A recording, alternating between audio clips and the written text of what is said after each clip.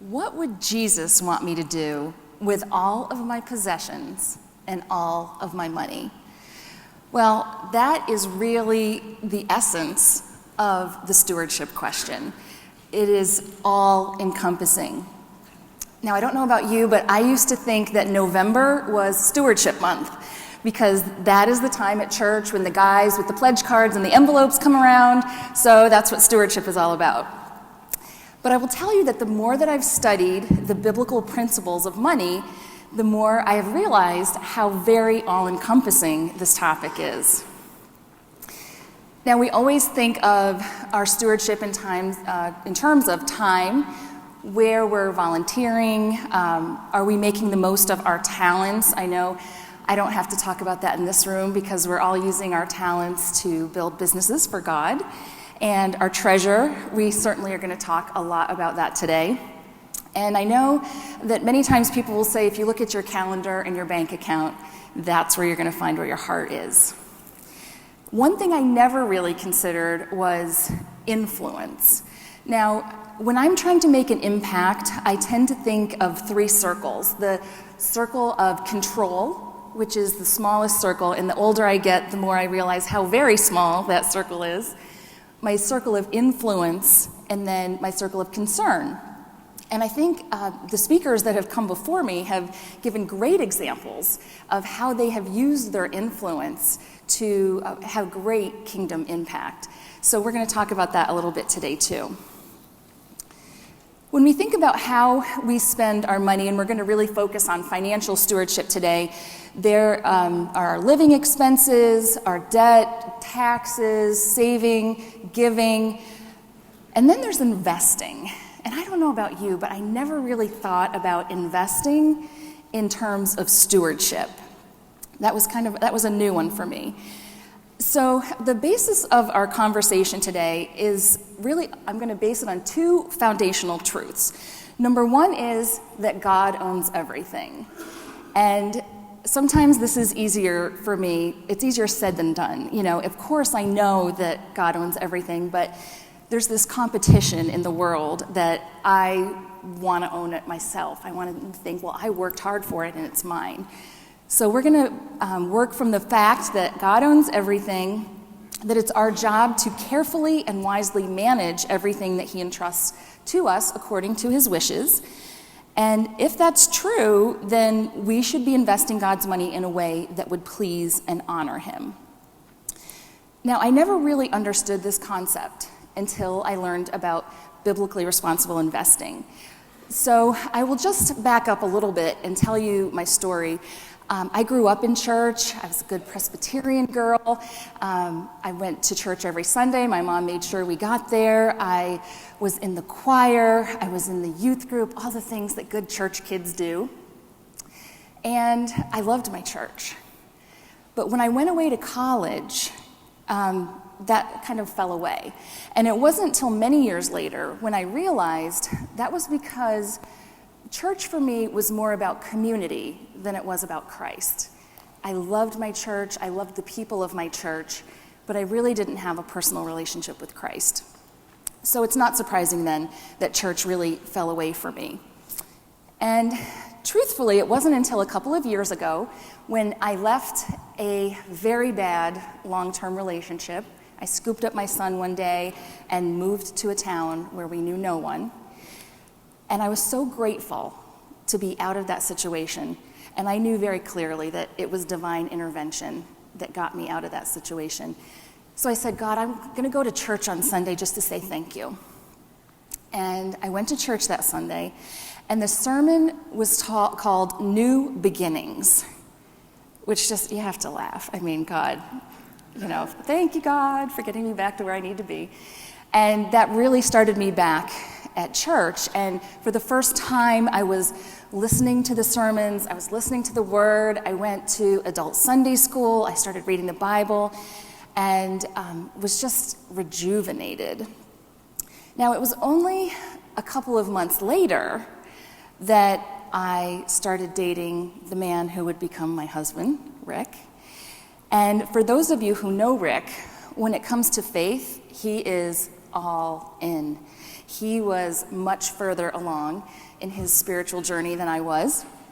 And he told me at the time that for 15 years, he had been practicing something called biblically responsible investing.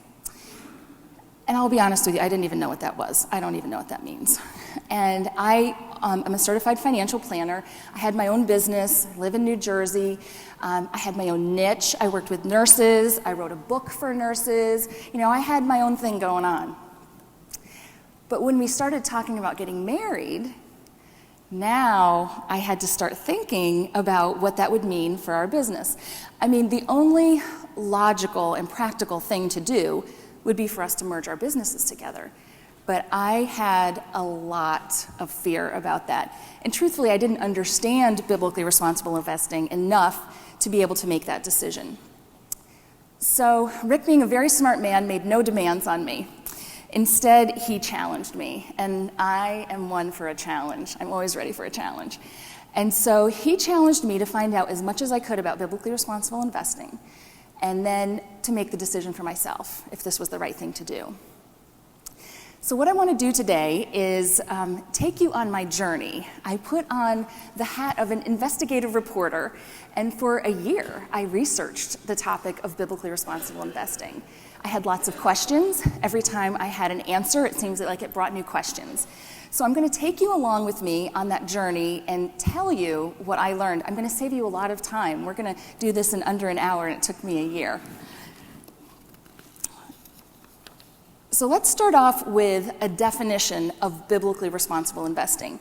And that is investing that seeks to please and glorify God as a vital act of worship. And that definition comes from Kingdom Advisors. Many of you may be familiar with that organization. Rick and I are both qualified Kingdom Advisors. But on a practical level, let me explain to you what biblically responsible investing means. There are really two sides of it.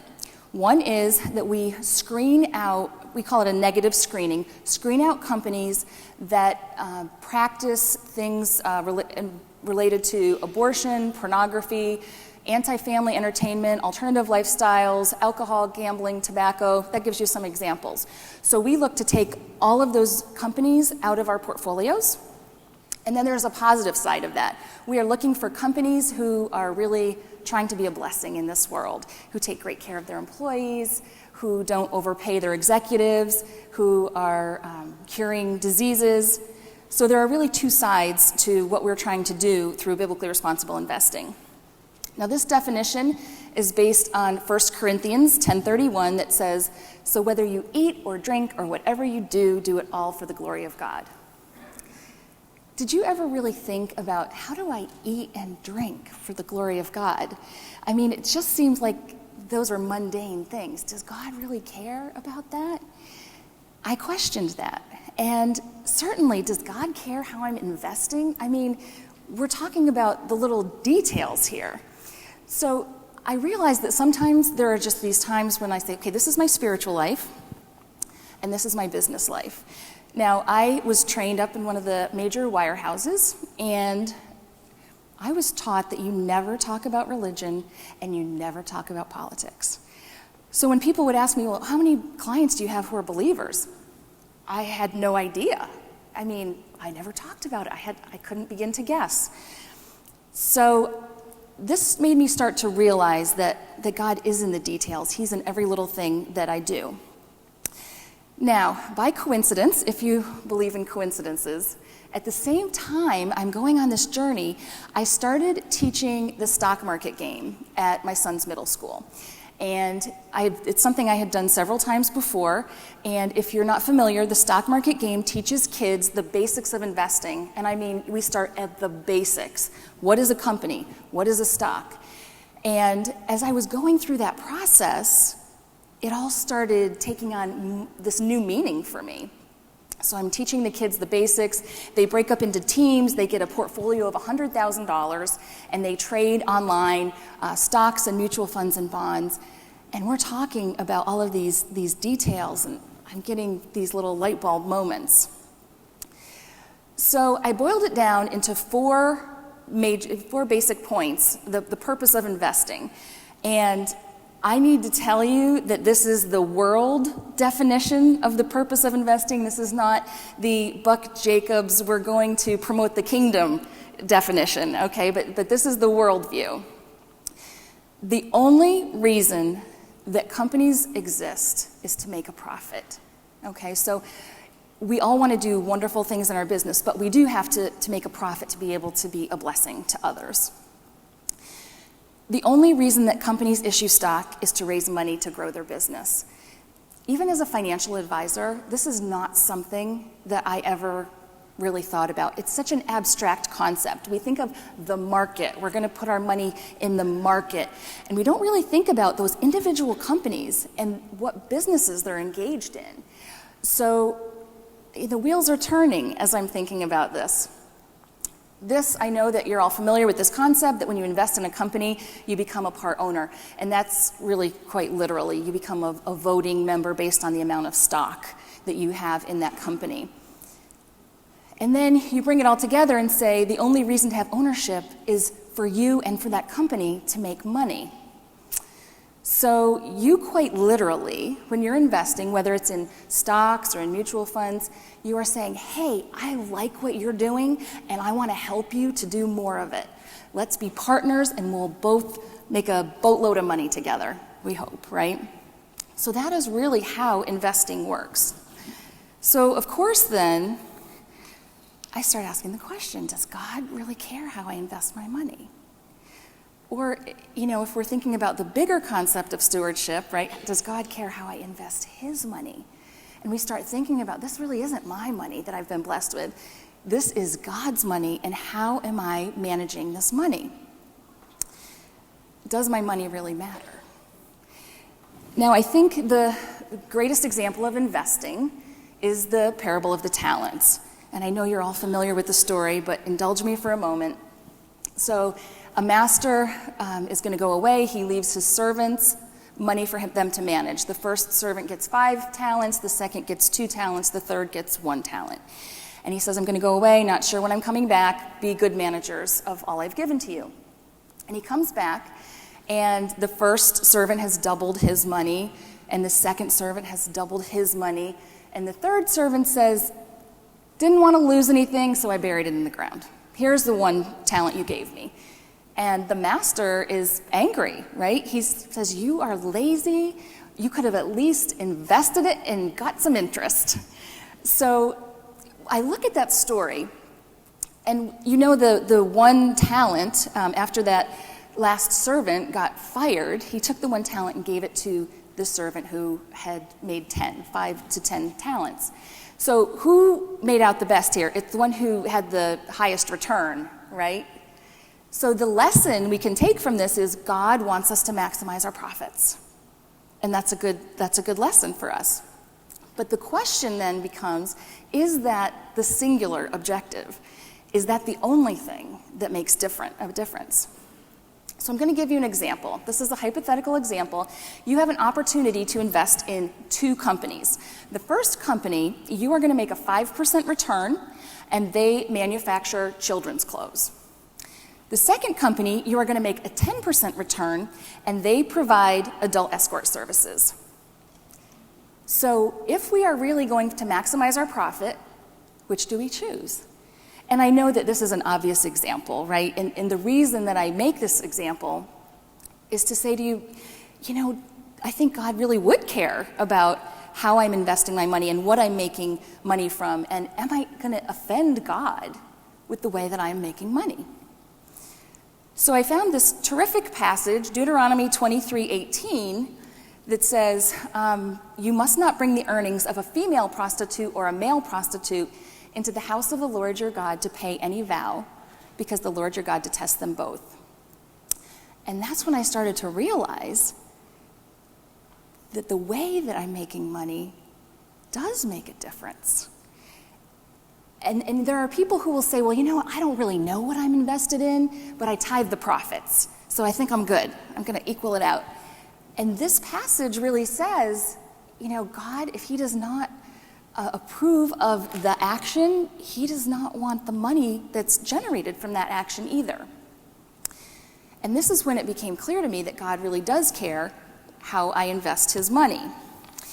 So an obvious next question would be, what am I investing in? And I know you might think this is obvious. If you're not investing in companies like Penthouse, then hey, I'm good. I know I'm good. But I'm going to tell you that I was investing in these companies and I didn't even know it. And that's really why I'm here today. I want to share this with you because you may be investing in these companies and not even know it. I had to start thinking about my responsibility. I know when you're an investor, sometimes it's easier to just push this aside. You know what, I have an advisor and he's a Christian, so I'm sure he's got this all taken care of. And the truth of the matter is, nobody's going to care about this more than you do. And so I want to share with you how we find out what these companies are invested in and how you can do it too. So I would not have enough time in the day to sit down and research all of these companies. And so we subscribe to different companies that provide us research and do the screening. And then when we look at these different mutual funds and stocks, we can tell what they're invested in. So what I want to do now is go through a couple of mutual funds, some of the more popular ones, so you can have a sense of how they are invested. And if you have specific questions, we'll save those till the end, but I'm going to just show you some examples here. This is the Growth Fund of America. And you can see down the left-hand side, it has listed all of the business practices that we would consider offensive: abortion, pornography, anti-family entertainment, and alternative lifestyles are the biggies.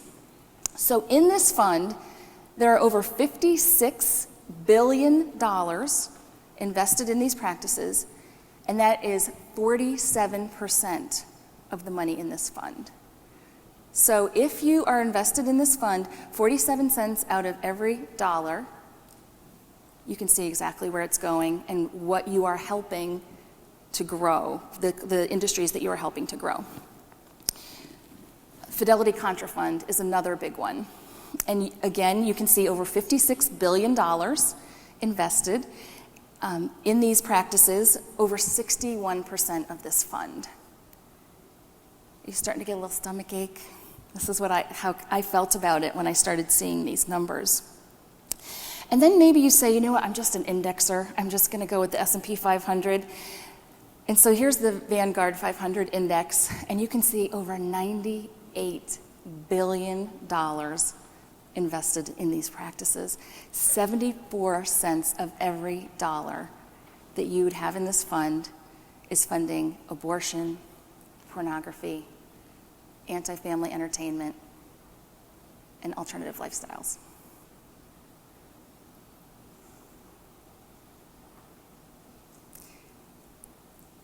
So an obvious next question would be, well, what am I supposed to do about that? I mean, is there a possibility? Is there something else that I can do? So we use a number of different money managers, and I just wanted to share one with you today, and that is Eventide. And this shows you an example that there are $0 in those practices.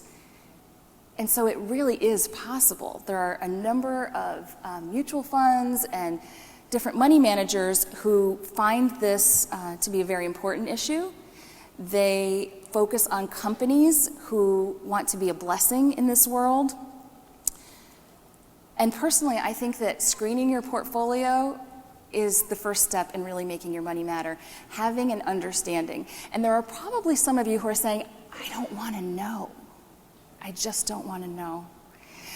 I had one friend that I shared this story with, and she said, what about Wawa? Can I go to the Wawa? Because that's the one place where all my kids can stop when we're on a trip and everybody can find something. Please don't tell me that I can't go to Wawa. So that might be how you're feeling right now. Like, I don't really want to know because there may be some things that I have to give up that I don't want to give up.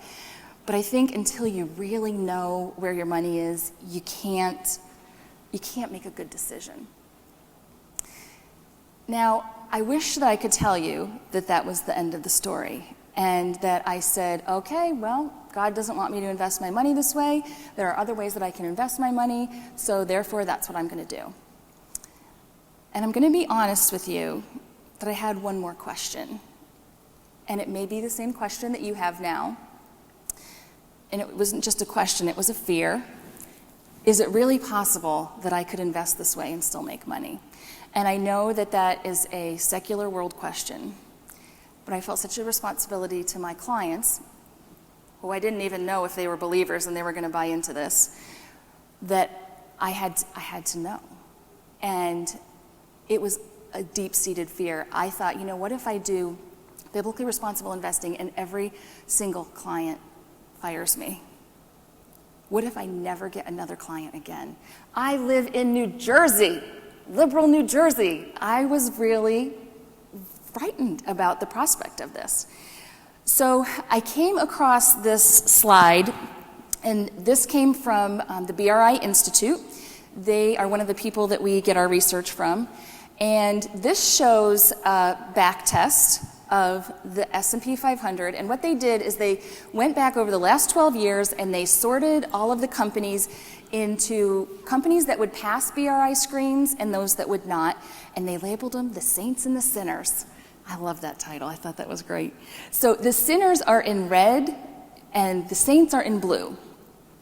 And so what this slide says to me is, sometimes the sinners are a little bit ahead and sometimes the saints are a little bit ahead.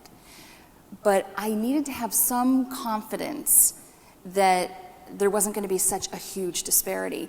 And just to give you an example, let's say the index is making 10% and you're making 8%. If you had confidence that you knew where your money was going and what you were funding, could you live with 1 or 2% less? And for me, this was easy. Because I said, I just need to know that I'm going to be in the same ballpark. So this made it very clear to me that I could invest this way, still be competitive, and so therefore, I did make the decision that I would make a change. And I decided not only was I going to change my own portfolio, that this was the only way that I would invest. And there are a number of advisors who give this option of biblically responsible investing. But once I really understood the impact of these dollars, I couldn't really help other people to invest that way. I couldn't help other people to fund the abortion industry or the pornography industry. So I decided that this was the only way that I would invest. So I was then faced with the challenge of sitting down with each and every one of my clients, not knowing their position, and explaining to them this change that I was making. And I was very clear in saying, if this is a fit for you, that is fantastic, and I'm so happy. And if it is not, I will help you to transfer to someone else who better fits your needs. Because if you're going to be with me, this is the way we're doing it. Well, first of all, I got to learn a lot more about my client base. I had a lot more believers than I ever knew. So that has been really fun and exciting for me. I also have clients who are not believers who I get to talk about God in my business to them. I have clients who are Jewish. I have many different clients. But I will tell you that in that process, I lost 2 clients only. And I really respected their decision, but it also made me feel like I was doing the right thing, like God was blessing this decision. It was so much easier than I ever imagined it could be. I spent so much time in fear, and once I went through the process, I just realized what a blessing it was that I got an opportunity to do this work and teach people about God and money every single day.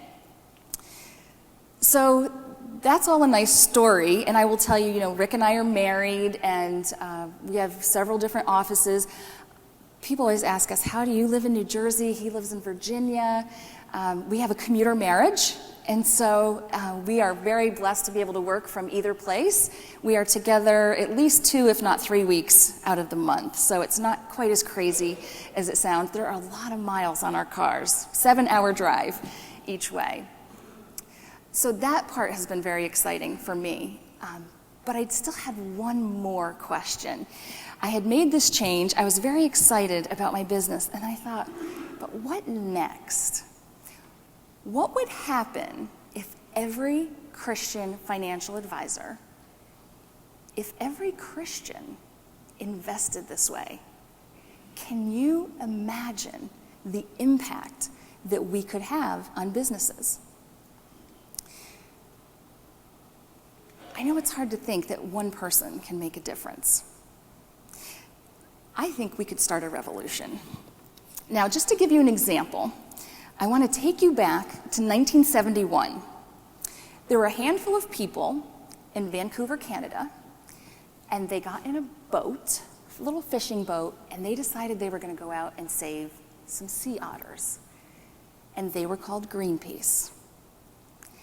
And on their website, they say, "We believed that a few individuals could make a significant difference." Now, I am not saying whether or not you're a supporter of Greenpeace. My example is to show you what a difference 40 years makes. If you think about companies and how they report out on their green initiatives, being socially responsible, about how the consumer products industry is geared towards being green, I mean, what a difference has been made in 40 years. To give you another example, earlier this year, the History Channel ran the series The Bible. And they broke all kinds of records. There were over 13 million viewers.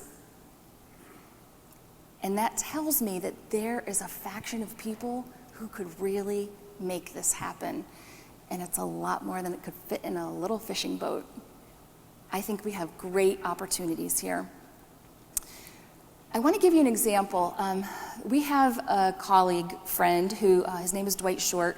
He used to work at Merrill Lynch as a financial advisor. And he tells a story about a company that he and his clients were invested in. And at one point, he found out that they had started to participate in the pornography industry. And he was mad. And he called every one of his clients and he said, "We're going to sell this stock." And then he called the desk at Merrill Lynch and said, "Do you realize you have a buy rating on a stock that is involved in the pornography industry?" And they didn't. So all of the analysts that work at the research desk did not know that they had made that change. And Dwight convinced them to take the buy rating off of that stock. And a year later, that company divested itself of that business. Am I saying that Dwight was the only one? I am not. But I am saying that he used his influence, that he spoke up. And this makes me very excited that we can make a difference. To give you an idea of some of our, I don't know if competition is the right word, but let's talk about socially responsible investing. There are over $13 trillion invested in funds that are consider themselves to be socially responsible. And socially responsible funds really represent the world's view of ethics. Kind of everything goes, right? All inclusive. What is politically correct? Where biblically responsible funds represent God's ethics, not the world's ethics. So there are over $13 trillion in socially responsible funds. There are over $59 billion in biblically responsible funds. We are way behind. We got a long way to go. To tell you who is close on our tail, Islamic funds have over $44 billion. So people are starting to understand the vote that goes along with where their dollars are spent. I truly believe that we can make a difference. So I had to think, how does one start a revolution? I mean, it sounds grand, but how does that actually happen? I think the first step is knowledge. to learn as much as you can. The fact that you are here today, you are far ahead of most people, of understanding the very basic principles of investing and how that impacts the world and the businesses that we touch. The second part would be to evaluate your personal beliefs in this arena and to decide your responsibility. I mean, you have to decide if you're going to just leave it up to your financial advisor or if you're going to find out for yourself. Of course, the third thing is to take action, to actually make the change. One of the great changes in my life over the last few years is that I really started reading the Bible. Now, I always thought I knew the Bible because I went to Sunday school and I knew the stories from the Bible. I call that my Jeopardy level knowledge of the Bible. But I really started going to Bible studies and surrounding myself with believers and people I could learn from. And so right now I happen to be in the middle of a terrific Bible study with a great group of gals in my town. And we're studying the book of James. What a meaty book, I love it. And so I'm going to share James 1:22-25. But don't just listen to God's word. You must do what it says. Otherwise, you are only fooling yourselves. For if you listen to the word and don't obey, it's like glancing at your face in the mirror. You see yourself, and then you walk away, and you forget what you look like. But if you look carefully into the perfect law that sets you free, and if you do what it says and don't forget what you've heard, then God will bless you for doing it. And you know, Alan said last night, whatever's in the Bible, do it. Whatever God says, do it. And I was so inspired by his talk last night about action, about walking the walk, walking the talk. So this said to me, you know, it's not enough to know and it's not enough to believe. You have to take action and make some changes. The fourth step of a revolution is to spread the word, to tell everyone you know. And so when I talked about influence before, this is what I was really talking about. You know, the number one way that we will be able to provide better and better biblically responsible funds is if you demand it. If there is a demand from clients.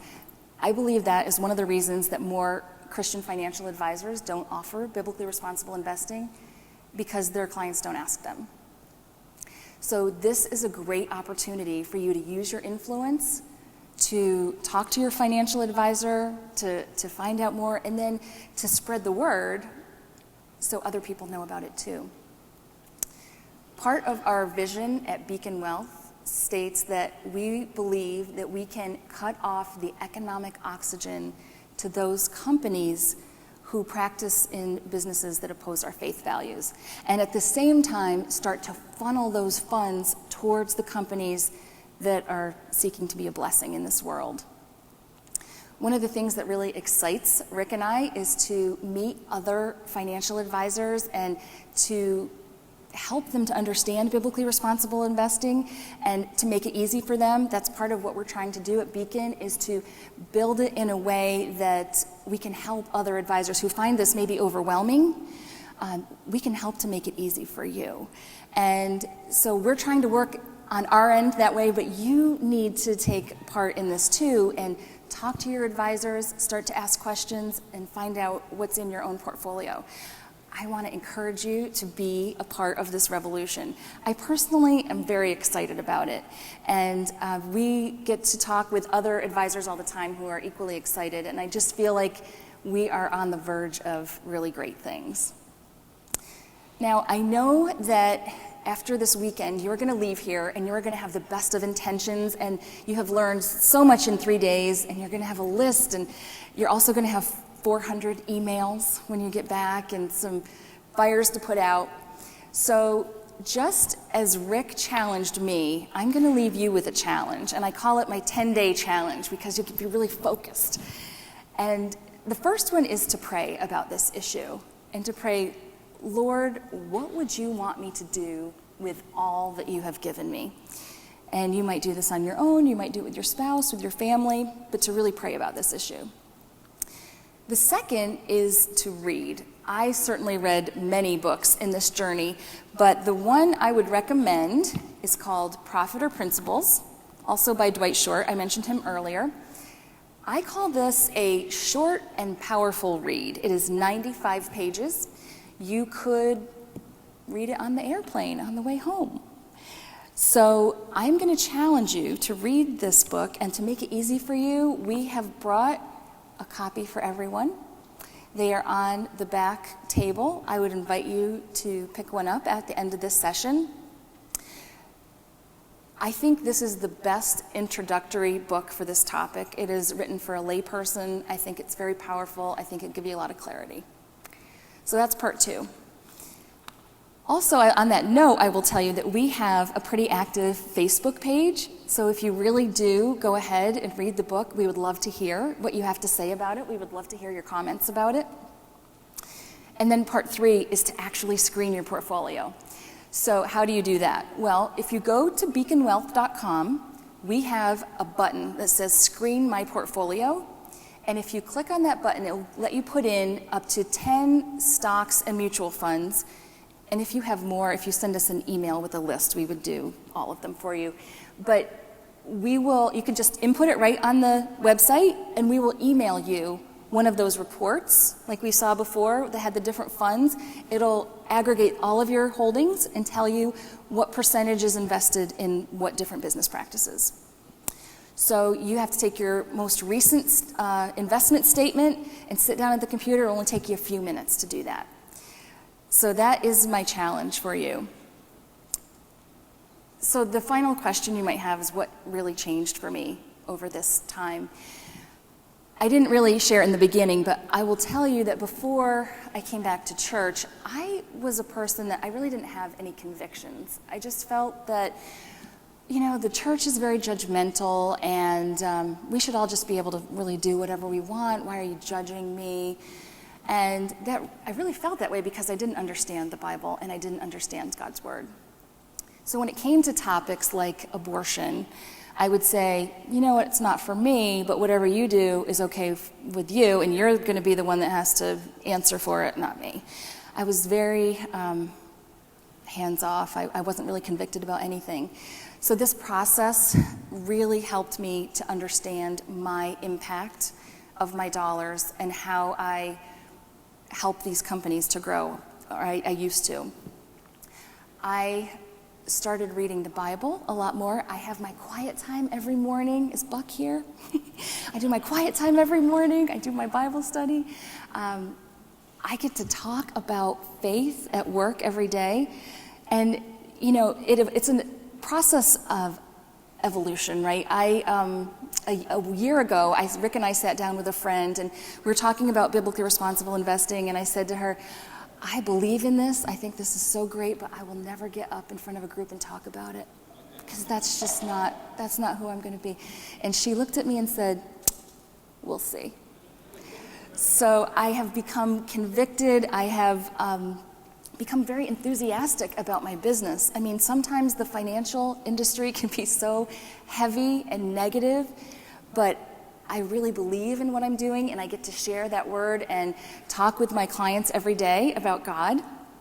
I have peace of mind about my own investments, but better than that, I have peace of mind about how I'm helping other people to invest. So I would say the big change as a result of this journey, well, one is my excitement about Christ and how my life has changed so dramatically in that way. But I just became convicted that I am not going to help these businesses to continue to do these business practices. And I hope that after today that you will consider doing the same. I just want to thank, first of all, I have to thank my husband for allowing me this time to share with you my personal journey. This was really his spot, right? So I took his time. And, Don and Buck, who were a really big part of this journey for me and have supported our vision at Beacon. So I'm going to ask Rick to come and join me on stage, and I just want to see if anyone has any questions or any clarification that you would like about biblically responsible investing. Yes, thank you for being here. The question I have is with the regulations that are occurring from the government, if a company ends up being forced, say, to provide same-sex marriage benefits and things like that, and they have a corporation, would that take them out of consideration for investing? And that's already happening in certain states, and no, it does not. We certainly want companies to honor their commitments to the authorities that govern them. So it's where they have a choice whether to do that or not that really brings up the issue.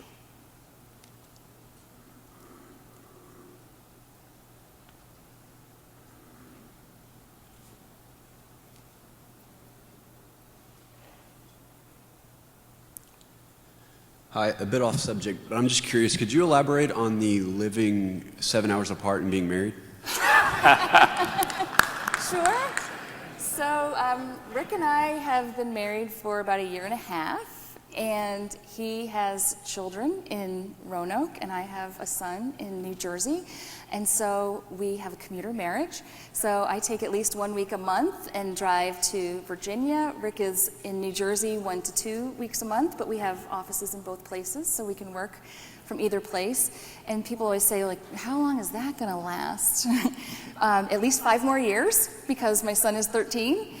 And my goal is to just keep the same car for the next few years. I don't know, we do 25,000 plus a year back and forth. On each. On each, yeah.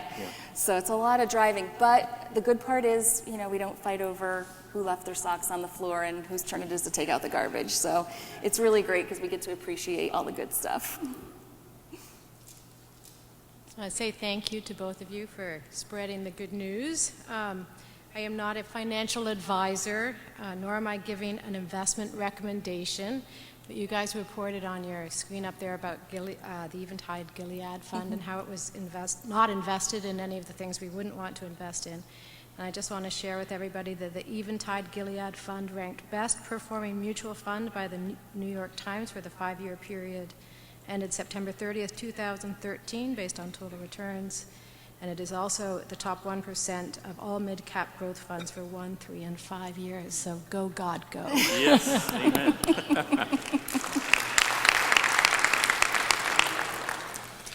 Second question, you mentioned that you were part of Ron Blue and Kingdom Advisors, and I understand there are Kingdom Advisors all across the United States.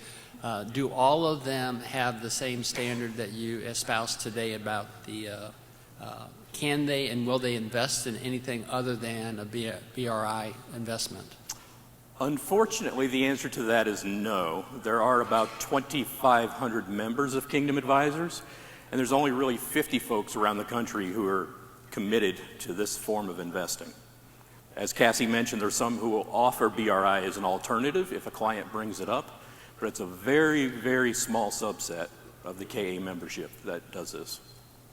Part of that, again, I think is about demand. I think if clients start saying, this is what I want to do, I need you to do this for me, you're going to start changing minds of the financial advisors too. And that's why you have so much power. Hi, Nia. Hello, also a qualified Kingdom Advisor. But my question is on behalf of employers who have retirement plans, that those funds that came up on the screen with the red dots are invested in, and if they don't have the biblically responsible invested funds as an option, what do they do? We can use our screening software to help that employee to determine which of the whole range of funds offered in their plan have the least amount of violations and help them construct a reasonable portfolio from those. Thank you. Thanks. Sure. Hello. I have 2 questions. How do you help an Islamic client to invest if they're only looking for funds that cater to their Islamic beliefs, mainly that is not debt, that it doesn't involve any kind of debt? And then the second one is, how do you evaluate the free market funds?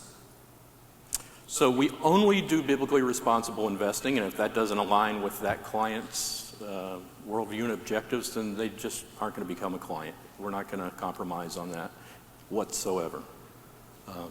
That probably has been one of the biggest changes for me. I was always a person that I was trying to do whatever fit for someone, and they would say, but I really love this company, or, and, you know, and I'm watching stocks go up and down. My life was kind of crazy. And so now this is the one thing that I do. I feel really good about it, and it has helped me to really focus my time and focus my effort and not try to be all things to all people. We just really focus on the people that want to do what we're already doing. And you asked about free market funds. I'm not sure I'm familiar with exactly what you're asking about. Where you're not just doing a mutual fund or a specific stock, you're trading the whole market. Like an index? An index. Okay, so just philosophically, we don't believe in indexing as the best, investment strategy. So we don't use any indexing. There are, however, BRI options out there for those who do believe in indexing. So they are available.